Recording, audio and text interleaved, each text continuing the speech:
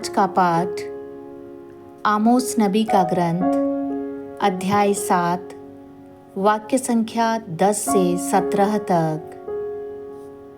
बेतेल के याजक अमस्या ने इज़राइल के राजा यरोबाम के पास यह संदेश भेजा, इज़राइल में ही आमोस आपके विरुद्ध षड्यंत्र रच रहा है।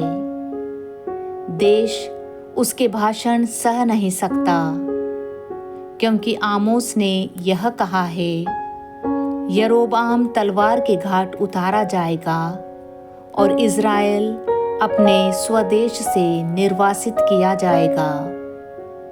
बेतेल के याजक अमस्या ने आमोस से कहा, नबी यहाँ से चले जाओ, यूदा के देश भाग जाओ, वहाँ भविष्यवाणी करते हुए अपनी जीविका चलाओ।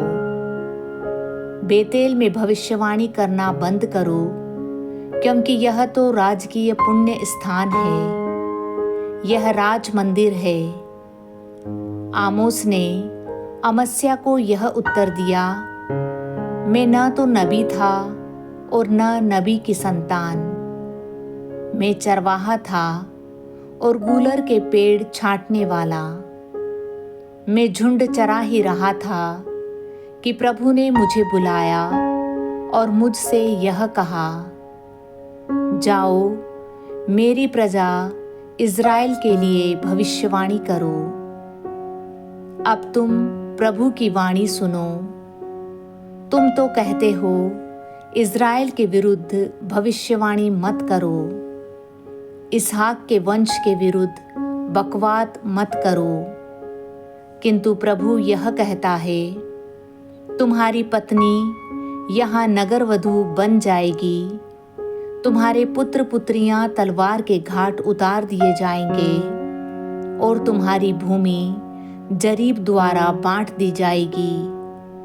तुम स्वयं एक अपवित्र देश में मरोगे और इज़राइल अपने स्वदेश से निर्वासित किया जाएगा।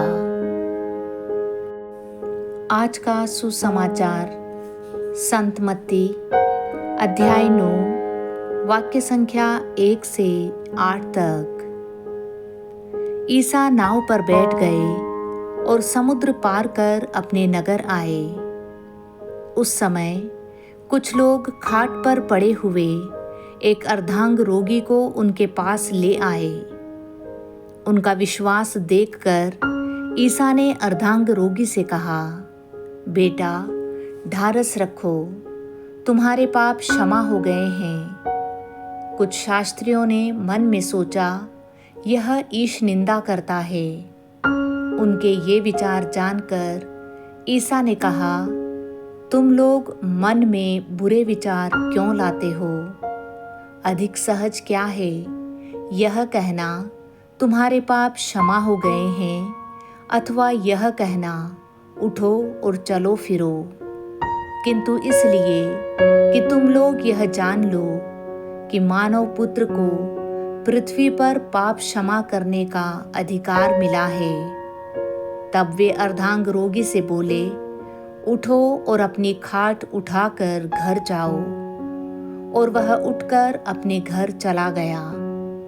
यह देखकर लोगों पर भय छा गया और उन्होंने ईश्वर की स्तुति की, जिसने मनुष्यों को ऐसा अधिकार प्रदान किया था।